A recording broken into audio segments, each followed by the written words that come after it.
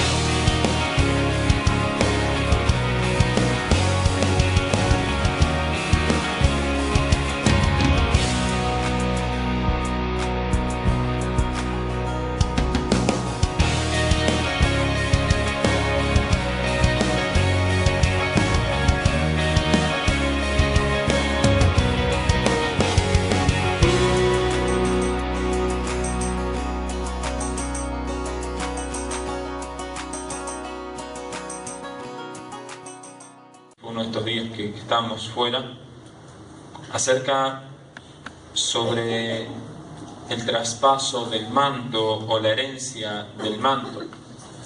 Y quizás algunos han recibido, sobre todo de los que tienen WhatsApp, y yo tengo su número, algún mensaje invitándolos a que vinieran esta noche, porque entiendo que es una palabra que va a edificarnos como casa. ¿Amén? Y sabe, yo quiero que hoy veamos tres aspectos diferentes acerca de el manto, o tres cosas que el manto hace en nosotros y con nosotros. Pero quiero hacer hincapié en cuanto a la herencia. Yo le puse como título, por una cuestión de poder ordenarme y guardar, los herederos del manto. Y yo quiero en esta noche que usted pueda prestar atención a todo lo que el Señor quiere ministrarnos. Así que yo quiero que usted me acompañe en la lectura de la palabra. Primera de Reyes, capítulo 19. Primera de Reyes 19. Vamos a leer en principio 3 versículos. Primera de Reyes 19, versículo 19 al 21. Cuando usted lo tenga, dígame amén. Bueno. 1, 2, 3, 4, 5, van sumando. Dice la palabra del Señor: partiendo él de allí, halló a Eliseo, hijo de Safat, que araba con 12 yuntas de bueyes delante de sí, y él tenía la última. Y pasando Elías por delante de él, echó sobre él su manto. Entonces, dejando él los bueyes, vino corriendo en pos de Elías, y dijo: te ruego que me dejes besar a mi padre y a mi madre, y luego te seguiré. Y él le dijo: ve, vuelve, ¿qué te he hecho yo?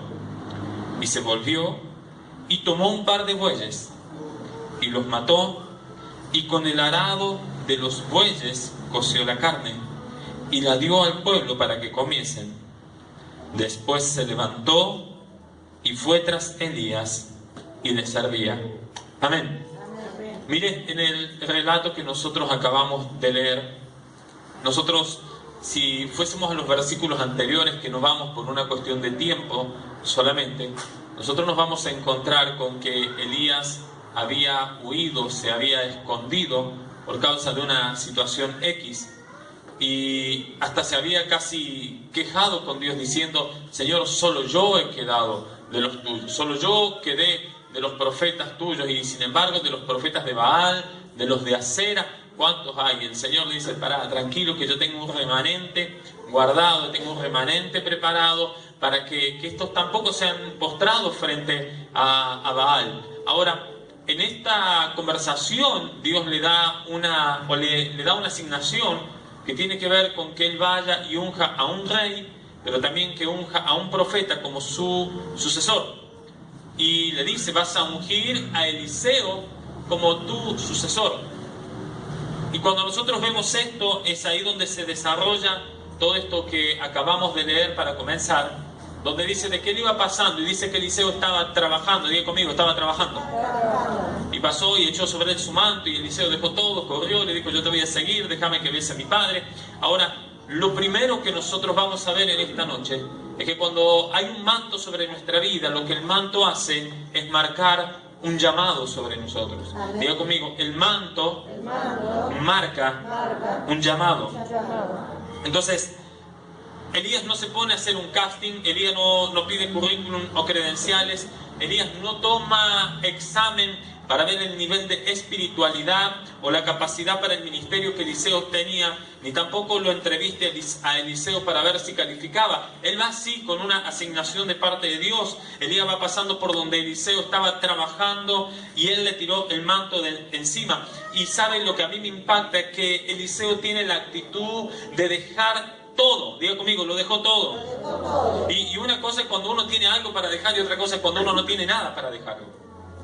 Pero él dice que lo dejó todo con tal de seguir a Elías, porque él entendía que lo que había sido depositado sobre sus hombros no tenía que ver con un poncho, no tenía que ver con un abrigo, no tenía que ver con algo para que él no sufriera el frío, sino lo que habían depositado sobre él era un llamado hacia algo mayor, era un llamado hacia una dimensión mayor. Eliseo no era un pobrecito, Eliseo no era alguien que no tenía nada que hacer, Eliseo no era alguien muerto de hambre, Eliseo no era alguien desocupado.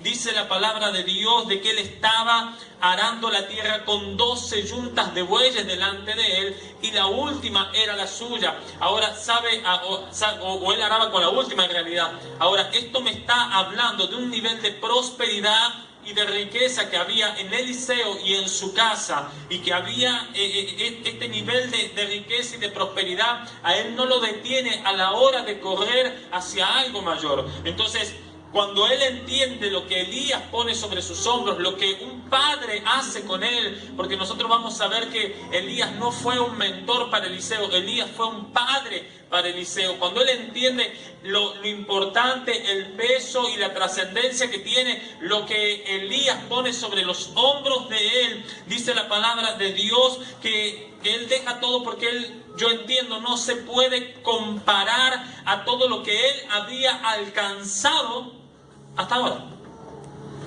Aunque él había alcanzado mucho, aunque él era próspero, aunque él era rico, aunque él tenía 12 yuntas de bueyes delante de él y él aún podía arar con otra más, él entiende que lo que un padre, con lo que un padre lo cubre, es algo mucho mayor. Diga conmigo, mucho mayor. Y sabe que el llamado de Dios sobre nuestras vidas, si bien hay un propósito eterno que nos fue, que dice la palabra de Dios que Él nos escogió antes de la fundación del mundo, pero hay un momento en la vida donde nosotros escuchamos ese llamado y acudimos a ese llamado. Amén. Dice la palabra, a los que antes conoció, a estos también predestinó, y a los que predestinó, a estos llamó. Es decir, el día en que Dios lo llamó no era porque no tenía otro, estaba predestinado, claro que sí, pero Eliseo tuvo que acudir al llamado. Y el llamado de Dios sobre nuestra vida nunca va a venir en el momento donde nosotros no tengamos nada a que renunciar. Ay, no sé qué hacer con mi vida, ojalá que Dios me llame. No, olvídese, Dios no lo va a llamar. Dios te va a llamar el día que vos estés muy ocupado. Dios te va a llamar el día que a vos te vaya bien en tu negocio. Dios te va a llamar el día en que a vos te aumenten el sueldo o te asciendan el trabajo. Ese día Dios te va a llamar.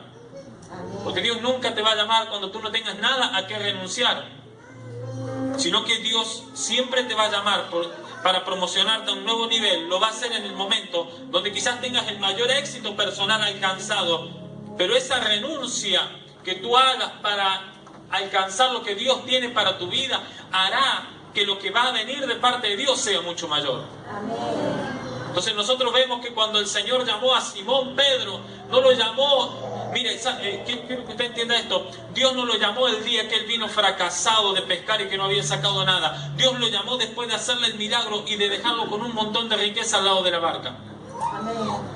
Porque era fácil llamarlo cuando todo le iba mal. Señor, estoy fracasado, no sirvo para nada, el negocio no me funciona. Bueno, seguime. Y sí, lo voy a seguir, total, ¿qué tengo para perder? Pero el Señor lo primero que hizo, le dijo, vení, tira las redes. Y cuando veo como esa gente que un día vienen y le ponen plata en la mano y abren los ojos porque nunca vio tanta plata junta, tipo. Y el Señor, yo me imagino Simón sacando los peces y toda esa cantidad de peces ahí al lado de la barca diciendo, wow, qué contenta se va a poner mi señora. Era casado el hombre. Si el Señor le sanó a la suegra, tiene que se casar. Ahora se va a poner contenta mi señora que va a poder ir al shopping, va a comprar zapatos, pollera, vestido. Habrá dicho, ahora cuando llegue le voy a cambiar el lavarropa a la vieja. Qué sé yo, las cosas que habrá pensado Simón. Y cuando ve todo eso, y todos esos peces seguramente en su mente se transformaban en números y en billetes, o en peso, o en oro, o en plata, o en, no sé, en la moneda que hubiese en ese día. El Señor le dice, bueno, sígueme. ¿Y sabe qué? Lo trascendente de esto es que Pedro, aún viendo todo eso, que se transforma en su vida en dinero, él lo deja todo para seguirlo al Señor. Entonces, ahora Eliseo va, se despide de su padre y de su madre biológico. ¿Sabe para qué? Para ser adoptado por Elías como un hijo. Porque él entiende que hay una dimensión que no pudo ser impartida por la paternidad biológica, sino que hay un Padre espiritual que te cubre con un manto del llamado hacia tu destino profético. Pablo hizo eso con Timoteo. Había una dimensión de fe y que Pablo dice, esto lo recibiste de tu abuela y de tu madre, pero había otras cosas que solo las había recibido cuando Timoteo fue adoptado como hijo por el apóstol Pablo. Por eso dice, aviva el fuego del don de Dios que está en ti, que te fue dado por la imposición de mis manos. Había algo que no lo había podido recibir genéticamente, pero sí lo recibí espiritualmente. Ahora, en ocasiones nosotros pensamos que estar bajo el manto, o que el manto es algo que solamente nos cubre, pero en la dimensión de Dios, lo que el manto que un padre puede poner sobre nuestras vidas hace es mucho mayor. Amén. La cobertura de un padre sobre una casa ministerial es mucho mayor, sobre los hijos es mucho mayor. Es más que decirle, bueno, yo estoy con el pastor fulano. No, es mucho más. Es mucho más que eso. Amén. Yo me imagino que hasta el día en que Elías le echó el manto a Eliseo, Eliseo habrá pensado de que su vida estaría resumida al trabajo y al negocio familiar. No sé cuántos años habrá tenido Eliseo, pero no creo que haya sido muy joven, porque después vamos a ver que pasaron los años y las chapas se le habían volado del pelo, de la cabeza. Así que de joven no tenía mucho, aunque yo conozco a algunos que son jóvenes y también se le volaron las chapas, pero bueno. Amén. Amén, dice el pastor Daniel. Pero ¿sabe algo? Eliseo era alguien que trabajaba y que seguramente ella tenía programada toda su vida para los días que vinieran, diciendo, bueno, yo voy a trabajar el campo ha ido bien, la tierra nos ha hecho producir, nos ha enriquecido, nos ha bendecido, tenemos empleados, tenemos criados, tenemos bueyes. Seguramente él pensaba, toda mi vida trabajaré un par de años más, luego me dedicaré a contratar a gente que haga el trabajo por mí. Seguramente ese era el pensamiento que él tenía, porque recuerde que el oficio se le daba. Pero ¿sabe algo? Él entiende algo en ese día, y es que cuando un padre te cubre con su manto, tú entiendes de que hay una dimensión que quizás era desconocida hasta ese día para ti, pero que Dios la preparó de antemano para tu vida, y que no se compara con lo que hayas podido lograr con tus fuerzas. Porque Dios no lo llamó a Eliseo el día que él decidió dejarlo todo. Dios de antemano ya había escogido a Eliseo para que fuese el profeta que suplantaría o que sucedería a Elías. Le dice, ve y unge a Eliseo como profeta en lugar tuyo. Entonces, el manto lo primero que hace es te marca, te dimensiona en tu destino profético. Hasta ese día Eliseo no tenía ni idea de lo que Dios había destinado para su vida, pero el día en que entendió que un padre lo cubrió, ese día él entendió para qué había sido formado, para qué había sido creado. ¿Cuántos dicen amén a esto? Lo segundo que un manto hace sobre tu vida, diga conmigo, el manto sobre mi vida me convierte, vamos, dígalo, me convierte en un servidor. Dice la palabra ahí el versículo 21, si lo podemos poner de nuevo, Marco, que leímos recién, y al finalizar dice, después se levantó y fue tras Elías y ¿qué dice? Le servía, diga conmigo, le servía. Mire, nosotros vamos a darnos cuenta de que en el momento en el que el manto fue depositado sobre Eliseo, él no se convirtió en una estrella, él se convirtió en un servidor. ¿Sabe? Por algo el mismo Jesús dijo que el que quería ser el mayor en el reino tenía que ser el servidor de todos, el que servía a todos. Ahora, cuando el manto de un padre es depositado sobre nuestra vida, nosotros comenzamos a descubrir el propósito de ese manto y nuestro destino profético, y entonces entendemos que solamente podemos alcanzar ese destino volviéndonos siervos y servidores de aquel que nos llamó. Y escúcheme por favor, porque yo no quiero que usted malinterprete lo que yo le voy a decir en esta hora, pero cuando yo hablo de volvernos servidores, no hablo de volverme el empleado de alguien. Yo hablo de volverme servidor sobre entender la necesidad de estar con aquel que me cubrió con su manto a su lado hasta que la herencia sea liberada sobre mi vida. Aleluya. Volvernos servidores en cuanto a la responsabilidad de cuidar a aquel que tiene la capacidad de liberar una herencia que está preparada de antemano para mi vida. El día en que el manto fue echado sobre Eliseo, ese día no salió profetizando Eliseo. Ese día, mire, para que usted entienda, ese día no es que Eliseo dijo, bueno, ahora yo también soy profeta. No, él fue y comenzó a servir, porque para que él pudiese llegar a esa dimensión, él tenía que caminar al lado del que lo había cubierto, él tenía que caminar al lado de aquel que lo había llamado, él tenía que volverse a alguien, tenía que aprender de esa persona que estaba ahí. Amén. Josué 1:1 dice la palabra de Dios que aconteció después de la muerte de Moisés, siervo de Jehová. Lo podemos poner, Josué 1:1, que habló Jehová a Josué, no dice siervo de Moisés, dice servidor de Moisés. Diga conmigo, servidor de Moisés, diciendo, ahora escúcheme bien, hay una herencia que se suelta sobre la vida de Josué y que no está determinada por haber sido parte del pueblo de Dios, ni siquiera está, si está determinada por algo, es por haberse dedicado durante gran parte de su vida a servirle a Moisés, a ser servidor de Moisés. No bastó solamente con no murmurar. Porque ustedes recuerden que de los 12 espías hubo 2 que vinieron y trajeron palabras de aliento. Fueron Josué y Caleb. Hubo 10 que hicieron desfallecer al pueblo. Y toda esa generación se murió en el desierto y quedó solo Josué y Caleb. Pero a la hora de establecer un sucesor, a la hora de establecer a alguien en el lugar de Moisés, no bastó, el Señor no tuvo que pensar, a ver, ¿a quién elijo? Porque ninguno de los 2 me murmuró, a ver, ninguno de los 2 habló mal, a ver, ni Josué ni Caleb. No, el Señor no tuvo problema en eso, porque aunque los 2 se habían portado bien, entre comillas, para con el pueblo y no habían hecho desfallecer el corazón del pueblo, había uno que marcaba la diferencia, porque había uno que se había dedicado gran parte de su vida a ser el servidor del Padre de la nación durante muchos años. Amén. ¿Y sabe servidor en qué sentido? En cuidarlo. No solo en andar con él, no en el que, a ver, no sé si le planchaba la ropa, pero no estoy hablando de eso, por favor. Pero ¿sabe lo que dice la palabra de Dios? Que cuando Moisés hablaba con el Señor, cuando Moisés entraba al tabernáculo, Josué estaba a la puerta. Josué permanecía siempre a la puerta. Josué no lo dejaba ni a sol ni a sombra. Si Moisés iba al monte y no podía subir, Josué se quedaba al pie del monte. Siempre estaba cuidando a aquel que sabía que podía liberarle una herencia. La diferencia entre Josué y Caleb estaba ahí, en que solo uno fue el servidor del Padre de la nación en ese tiempo.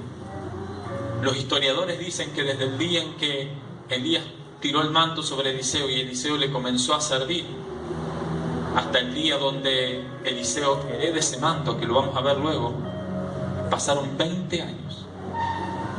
20 años. 20 años de alguien que dejó toda la riqueza que tenía para caminar al lado de alguien que le iba a marcar un destino.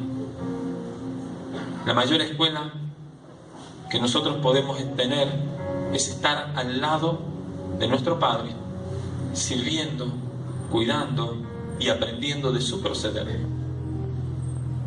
Hola. Por algo Dios nos estableció. Para mí no hay mejor momento. Las mejores lecciones del apóstol Aníbal las aprendí andando con él en su auto. Para mí no hay mejor escuela que esa. Pablo le dice a Timoteo, Timoteo, lo que has visto y has oído de mí, encarga eso, enseña eso a otros que hagan. Entonces, diga conmigo, ver y oír. Ahora, para que usted pueda ver y oír a alguien, ¿qué necesita? Estar al lado. Estar al lado, estar cerca. Rosa dijo algo hace un instante, permiso. Ella habló de las excusas que muchas veces nosotros tenemos cuando el Padre y señaló al Señor nos convoca. Pero también tenemos muchas excusas cuando un padre nos convoca, cuando como pastores y padres de un ministerio convocamos. Hay gente que siempre tiene una excusa, siempre tiene algo para hacer más importante. Pero claro, ellos después quieren heredar el manto. Número 3, diga conmigo, el manto me habilita para administrar la herencia. Segunda de Reyes, capítulo 2, versículo 1 en adelante, vamos a leer. Segunda de Reyes, capítulo 2, versículo 1 al 15. Son varios versículos.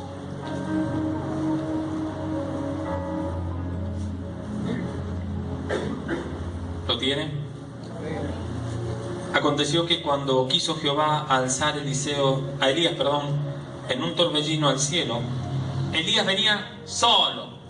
Eliseo lo había... No, venía, diga conmigo, con Eliseo. Diga conmigo, venía con Eliseo. Vamos, dígalo con ganas, diga, porque si no... Diga, venía con Eliseo de Gilgal. Y dijo Elías a Eliseo, quédate ahora aquí, porque Jehová me ha enviado, diga conmigo, a Betel. Y Eliseo dijo, vive Jehová y vive tu alma, que no te dejaré. Descendieron, diga conmigo, descendieron los dos, pues a Betel. Y saliendo a Eliseo, los hijos de los profetas que estaban en Betel le dijeron, ¿sabes que Jehová te quitará hoy a tu Señor de sobre ti? Y él les dijo, sí, yo lo sé, cállense. Y Elías le volvió a decir, Eliseo, quédate aquí ahora, porque Jehová me ha enviado a Jericó. Y él dijo, vive Jehová y vive tu alma, que no te dejaré. Vinieron los dos, pues, a Jericó. Y se acercaron a Eliseo los hijos de los profetas que estaban en Jericó y le dijeron, ¿sabes que Jehová te quitará hoy a tu Señor de sobre ti? Él les respondió, sí, yo lo sé, callad. Y Elías le dijo, te ruego que te quedes aquí, porque Jehová me ha enviado al Jordán. Y él dijo, vive Jehová y vive tu alma, que no te dejaré. Fueron pues ambos. Y vinieron 50 varones de los hijos de los profetas y se pararon delante a lo lejos, y ellos dos se pararon junto al Jordán.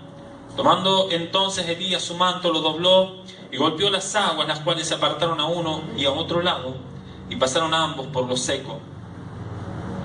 Cuando habían pasado, Elías dijo a Eliseo, pide lo que quieras que haga por ti, antes que yo sea quitado de ti. Y dijo Eliseo, te ruego que una doble porción de tu espíritu sea sobre mí. Él le dijo, cosa difícil has pedido. Si me vieres cuando fuere quitado de ti, te será hecho así, mas si no, no. Y aconteció que yendo ellos y hablando, he aquí un carro de fuego con caballos de fuego apartó a los dos, y Elías subió al cielo en un torbellino. Viéndolo Eliseo clamaba, Padre mío, carro de Israel y su gente de a caballo. Y nunca más le vio. Y tomando su vestido, lo rompió en dos partes. Alzó luego, diga conmigo, el manto de Elías. Se le había caído y volvió y se paró a la orilla del Jordán. Y tomando el manto de Elías que se le había caído, golpeó las aguas y dijo, ¿dónde está Jehová, el Dios de Elías? Y así que hubo golpeado del mismo modo las aguas, se apartaron a uno y a otro lado, y pasó Eliseo. Viéndole los hijos de los profetas que estaban en Jericó, al otro lado dijeron, el espíritu de Elías reposó sobre Eliseo. Y vinieron a recibirle y se postraron delante de él. Mire lo que dice el versículo 15 que acabamos de leer. Reconocieron, dijeron, el espíritu de Elías reposó sobre Eliseo. Qué bueno que los hijos de los profetas aquellos que eran hijos también espirituales, si se quiere, de Elías, reconocieron que el Espíritu estaba en la vida de Eliseo. Vuelvo a decir, ¿por qué no otro profeta? Porque había uno que se había vuelto el servidor.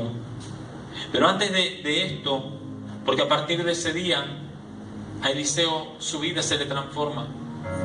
Después de estos, según 20 años que dicen, llega el cumplimiento de una palabra, porque un día alguien le echó un manto, pero solo le echó el manto para llamarlo. Ahora el manto ya le pertenecía, ahora el manto lo había heredado. Pero antes de llegar a esto, yo quiero que usted vea 4 estaciones en las que Elías y Eliseo tuvieron que estar juntos, tuvieron que caminar juntos, o 4 lugares, mejor dicho, donde Eliseo lo tuvo que acompañar a Elías, a su padre Elías, aquel que un día le había tirado el manto para marcarle el destino profético, pero recién después de acompañarle por estos lugares, por estas estaciones, Eliseo pudo heredar el manto, y no solo eso, sino una doble porción del Espíritu del Padre sobre su vida. El versículo 1 dice que cuando al Señor le plació el cumplimiento de la palabra, dice que Elías venía con Eliseo de Gilgal. Diga conmigo, Gilgal. Y cuando usted va a la palabra, usted se va a encontrar que Gilgal no era cualquier lugar. Gilgal era el lugar de pacto. Gilgal era aquel lugar donde el Señor le pidió a Josué que circuncidara al pueblo, porque eso le daba una identidad como hijo de Dios. Ellos estaban a punto de conquistar la tierra prometida, ellos estaban a las puertas de Jericó, y Dios dice, no, porque primero necesito que tengan una identidad de hijo, así que circuncídalos a todos aquí en Gilgal.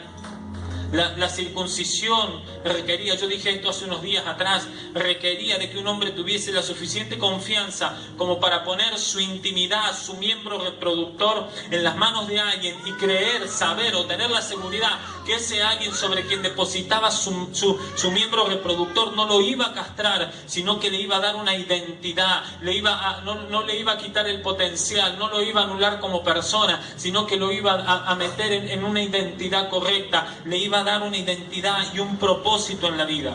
La Biblia dice que Pablo tuvo que circuncidar a Timoteo.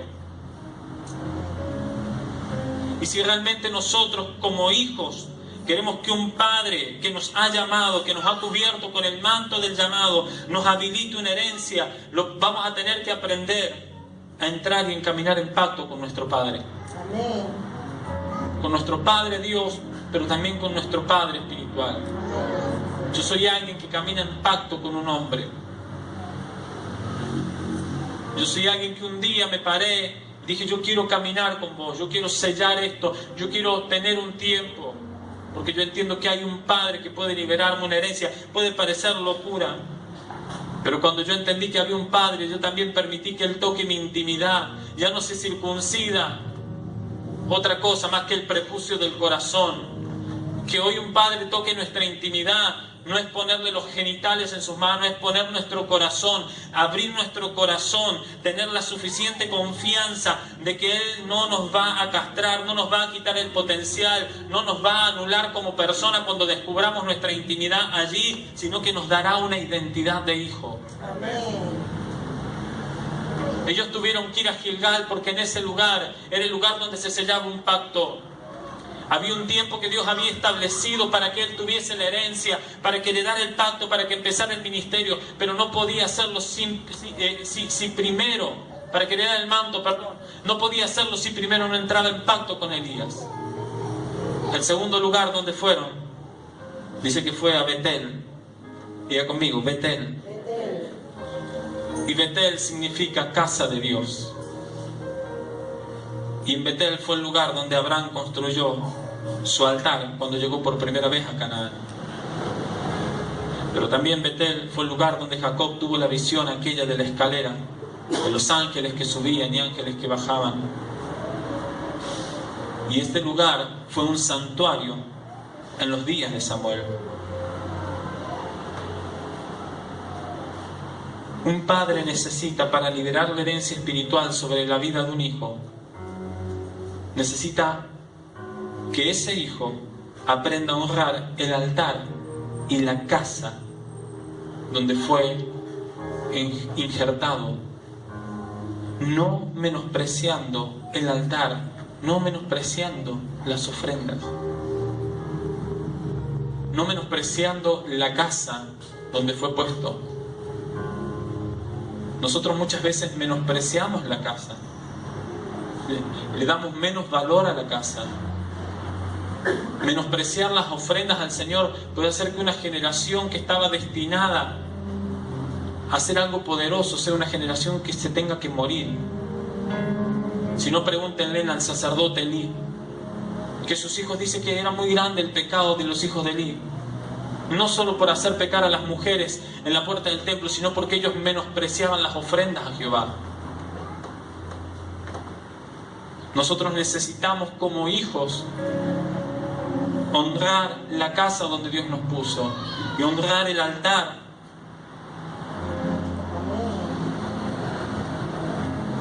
Que se levanta en esta casa. ¿Me va siguiendo? No le quiero preguntar si usted me entiende, quiero preguntarle si yo me explico bien. No quiero insultar su inteligencia.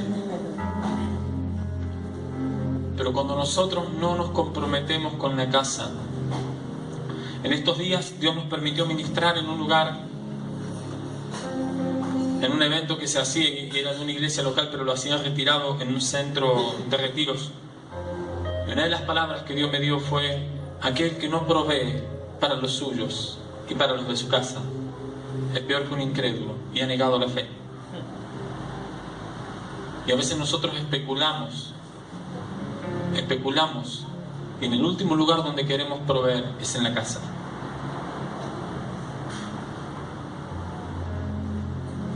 Y no nos damos cuenta de lo terrible y perjudicial que es para nosotros especular. ¿Sabe? Estos días fuimos a Rosario y el día martes nos fuimos a encontrar con el apóstol Aníbal, en realidad por un evento social, y sabíamos que lo íbamos a ver. Y al salir de la casa donde estábamos hospedados, la casa de mis suegros, yo llevé mi diezmo para ponerlo en las manos de mi padre, y cuando iba a salir se lo doy a mi esposa y le digo: acá te dejo esto guardado en la cartera, yo voy sacando el auto. Y subimos y salimos, y cuando salimos me dice ella: ¿dónde me dejaste el sobre? Yo: te lo dejé al lado de la cartera, y no lo habíamos alzado. Y ya habíamos salido. Entonces llegamos y le digo: apóstol, me olvidé el diezmo. Me dice: tranquilo. Dice: no, yo no necesito. No, le digo: es mi apuro, no es su apuro, el apuro es mío. O sea, tener eso, me lo dejé arriba de la mesa, le pido perdón. Digo, y no porque el hombre necesite dinero, sino mi necesidad de no retrasar eso. Digo: pero yo mañana vengo. Era de noche, era ya la noche. Digo: yo mañana vengo y se lo traigo. O dígame dónde, yo voy. Y usted me dice: pastor, ¿al apóstol le hacía falta su dinero? No, pero yo no puedo retrasar cosas que tienen que ver con la honra y que tienen que ver con el altar. Yo no puedo menospreciar eso. Nosotros no podemos atrasar con las cosas que tienen que ser nuestra prioridad. También, para que un padre libere la herencia espiritual sobre la vida de un hijo, necesita que el hijo tenga la claridad de la visión de Dios y de la visión que tiene. Los 20 años que Eliseo caminó con Elías no fue para hacerle de sirviente solamente, fue para que él pudiese ver lo que él estaba viendo. Pero también necesita que este hijo sea un adorador, alguien que puede dejar atrás su egoísmo, su yo personal, y humillarse a sí mismo para que Dios sea honrado. Y de ahí le dice Elías: bueno, déjame, ahora sí déjame, porque el Señor me pidió que vaya a Jericó. Diga conmigo: se fueron a Jericó.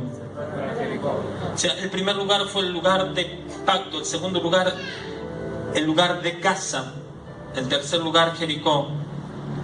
Y sabe que Jericó fue el lugar donde toda una nación tuvo que aprender a guardar silencio para poder ver la manifestación de Dios.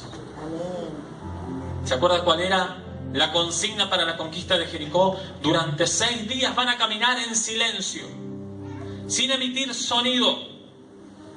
Y al 7º día van a darle 7 vueltas a la ciudad. Y recién cuando le den las 7 vueltas, ustedes van a gritar. Ahora la palabra de Dios dice que Jericó era una ciudad amurallada. Yo me imagino los atalayas de la ciudad, en las torres allí, viendo al pueblo dar vuelta, viendo al pueblo girar todos los días y en silencio. Y qué difícil que es mantenerse en silencio frente a nuestros enemigos, frente a los que nos increpan, frente a los que muchas veces nos tiran con todo el armamento, con todos los dardos, y nosotros tener que caminar en silencio porque Dios nos dijo que nos callemos. Jericó es el lugar, Jericó es la estación donde los hijos aprenden a callar cuando los enemigos le gritan de todo. Escúcheme bien, nadie, diga conmigo, nadie que es un desbocado está capacitado para administrar una herencia espiritual tan grande, porque una palabra fuera de lugar puede arruinar y matar a una generación. Amén. Una palabra fuera de lugar en la boca de un hombre de Dios puede matar una generación. Yo me tengo que cuidar tanto de lo que digo, porque cuando yo diga algo, yo sé que eso tiene trascendencia generacional. Yo sé que en mi boca está la capacidad de bendecir o de maldecir, de dar vida o de dar muerte. Eso por el peso de la gracia que está sobre nuestra vida. Elías lo tiene que llevar porque Elías ya aprendió que de desbocado no le sirvió. Por bocón el tipo se tuvo que buscar un sucesor. Por hablar lo que no tenía que hablar, Dios le dijo: vos hablas eso, bueno, ahora te vas a ir y te vas a ungir un sucesor. El impulso de contestar rápido frente a las agresiones o frente a las burlas puede hacer que una generación se muera sin llegar al cumplimiento de lo que Dios determinó para ellos. Mire lo que sucede. Poneme Segunda de Reyes, por favor. Capítulo 2, versículos 23 y 24. Un poquito más adelante donde dejamos recibimos hasta el 15. Pero mire lo que dice el 23 y el 24. Después subió de allí a Betel y subiendo por el camino salieron unos muchachos, digan conmigo, jóvenes. Muchachos, unos jóvenes de la ciudad. Y se burlaban de Eliseo diciendo: calvo, sube, pelado, le gritan. Y mirando él atrás los vio y los maldijo en el nombre de Jehová. Y salieron 2 osos del monte y despedazaron de ellos a 42 muchachos. Oiga, esta palabra es tremenda. Porque gente que le estaba haciendo burla. No dice de que Eliseo les dijo que vengan los osos y que lo coman. Dice que los maldijo en el nombre de Jehová. Le habrá dicho: maldito sois en el nombre del Señor. ¿Qué sé yo cómo le habrá dicho? Eliseo no se daba cuenta que él ahora tenía una herencia. Y esa generación de muchachos, esos 40 y pico de muchachos, se murieron en su juventud por un profeta bocón, por un hijo que no se supo callar frente a una burla. ¿Me explico? Eliseo había estado en Jericó. Seguramente había sido instruido, había aprendido a callar. Seguramente Elías muchas veces le habrá dicho: mira, Eliseo, algunas veces te vas a tener que callar, porque a mí por bocón, por hablar de más, el Señor me sacó, me mandó a que te unja vos. Esto que yo aprendí a no ser bocón es para que vos no seas bocón mañana. Pero frente a la agresión, lo primero que aflora en Eliseo es una palabra de maldición. Yo creo que aunque él había aprendido de su padre la lección de callar, ese día la lección que aprendió lo marcó a fuego. Yo creo que ni siquiera, no lo dice la palabra, pero creo que ni siquiera Eliseo se esperaba que sucediera lo que iba a suceder. Creo que el día en que él dijo: quién sabe, le habrá dicho: muéranse, qué son las cosas que habrán dicho. Dice que salieron osos y los despedazaron. Y qué tremendo, porque muchas veces nosotros queremos que Dios nos confíe tantas cosas, pero somos demasiado bocones.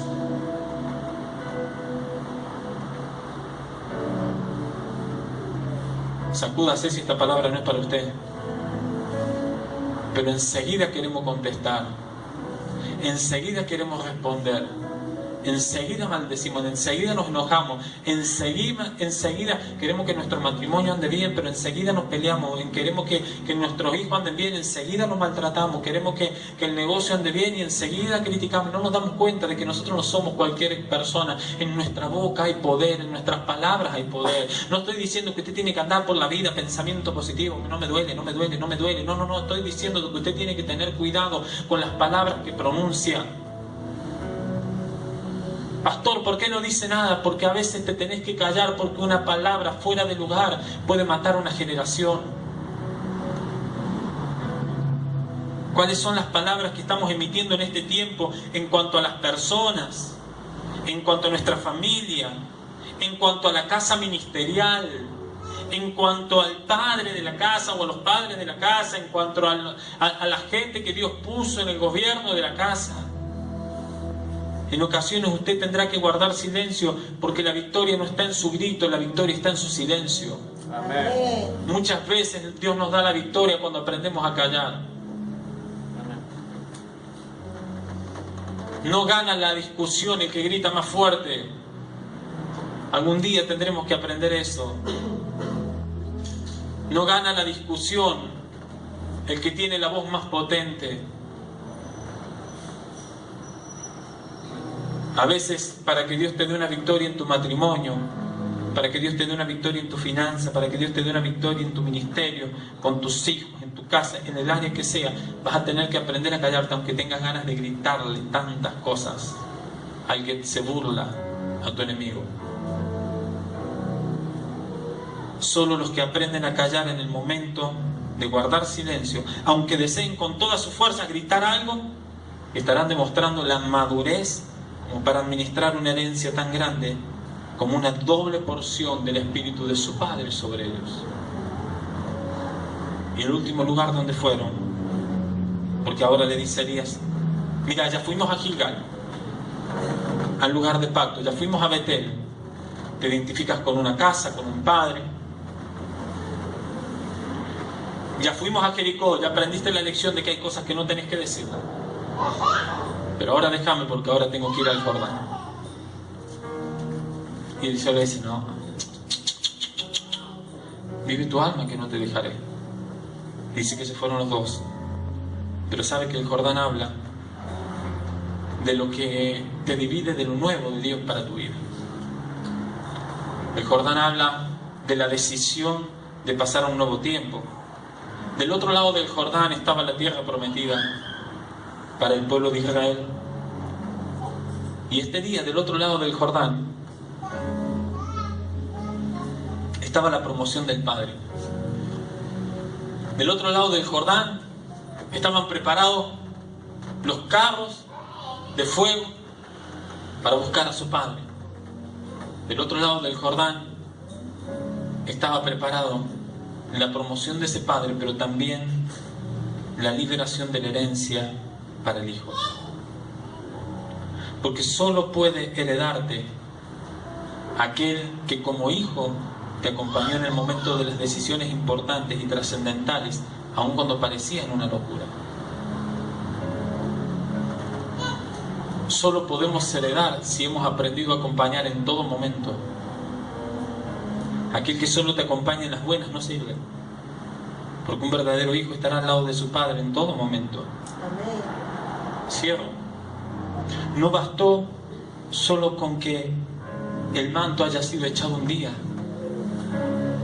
sobre Eliseo. No bastó con que un día Elías pasara, le cubriera con el manto y él dejara todo para seguirle, y él le dijera que sí. Él tuvo que convertirse en un servidor y acompañar a aquel que lo cubrió con ese manto, para que en el tiempo correcto ese manto no sea algo que lo había cubierto un día para mostrarle su destino, sino que sea su herencia y que lo acompañe en todo momento. Nosotros en ocasiones pensamos que solamente basta: bueno, pero yo me entregué al Señor, yo sé, yo ya tengo una palabra, a mí ya me fue profetizado, yo ya sé lo que Dios quiere para mí, yo ya sé cuál es mi destino. Y quiero decirle: no alcanza solo con eso, no alcanza. Se lo tengo que decir, no alcanza. Yo soy alguien que le profetizaron desde chico. Lo que estos días que yo estoy viviendo fueron días que se me profetizaron de niño. Pero no me alcanzó con la palabra profética, no me alcanzó con que alguien me mostrara que yo había sido llamado, no me alcanzó con que alguien me dijera, vos vas a ser un pastor, no me alcanzó, ¿sabe? No me alcanza hoy con que alguien me diga, hay una gracia sobre tu vida apostólica, no me alcanza con eso, con saber que he sido llamado a eso, ¿sabe? Yo tengo que aprender a caminar al lado de alguien que puede liberarme una herencia y que puede marcar un tiempo para mi vida. Por eso el apóstol Pablo le escribe a la iglesia en Galacia y dice, en tanto que el heredero es niño, en nada difiere del esclavo, aunque es señor de todo, sino que está puesto bajo tutoría hasta el tiempo señalado por el Padre, porque hay un Padre que siempre te va a marcar un destino, hay un Padre que te va a decir, ahora es el tiempo, o te va a decir, todavía no es el tiempo, hay un Padre que te va a decir, anda para allá, o te va a decir, no, ahora quédate, te va a decir, no, para mí todavía no llegó el tiempo, pero cuando el Padre te diga, es el tiempo, quédate tranquilo, porque el Padre que te promociona, es el Padre que te va a apoyar y es el Padre que ha entendido el tiempo de Dios sobre tu vida. 20 años pasaron, no sé cuántos años pasaron del día en que Dios te llamó, pero sí quiero decirte algo. Hay un tiempo que Dios determinó y solamente vamos a alcanzar esa herencia y ese propósito si nosotros podemos alinearnos, si podemos estar en Gilgal, caminar en pacto, si podemos tener la visión de la casa y tener un compromiso con la casa, si podemos aprender a guardar silencio y si podemos estar en todo momento, en las buenas, en las malas, como en el matrimonio. Prometes amarlo. Y a mí no me gusta decir en tiempos de escasez y en tiempos de abundancia, porque no me gusta declarar que sobre ellos va a venir tiempo de escasez. He pedido decir en todo tiempo. Pero cuando viene la enfermedad, o cuando gozan de buena salud, cuando las cosas parecen que van bien, cuando las cosas parecen que van mal, cuando hay tiempo para repartir, pero cuando hay tiempo para juntar, dice el escritor que todo tiene su tiempo, todo bajo el sol tiene su hora. Aprender a callar en el momento donde hay que callar, porque la palabra que nosotros pensamos antes de decirla es más edificante. Es más edificante. Esas palabras, porque no hay borrador para las palabras. Usted se puede enojar con alguien. No sé si alguna vez le pasó. Usted se enoja con alguien y no lo tiene encima para decirle cuántas cosas quisiera decirle. Dice, si yo lo hago, yo le voy a decir esto, le voy a decir esto, le voy a decir esto. Y usted se enerva y se hace toda la película. Pero pasan los días y cuando usted se encuentra y dice, no le voy a decir nada. ¿Le pasó alguna vez? ¿Verdad que sí? ¿Por qué? Porque usted tuvo tiempo de pensar, tuvo tiempo de reflexionar. Si Eliseo hubiese pensado en esos jóvenes, seguramente no hubiese dicho lo que dijo. Pero Eliseo no pensó, pero tampoco pensó porque él quizás no sabía la trascendencia que tenía eso. Yo quiero que usted se ponga de pie en esta noche. Fue una presentación de Ministerio Casa de Salvación, www.pabloabram.com, Facebook /Pastor Pablo Abram, Twitter @AbramPablo, Instagram @Pablo Abram.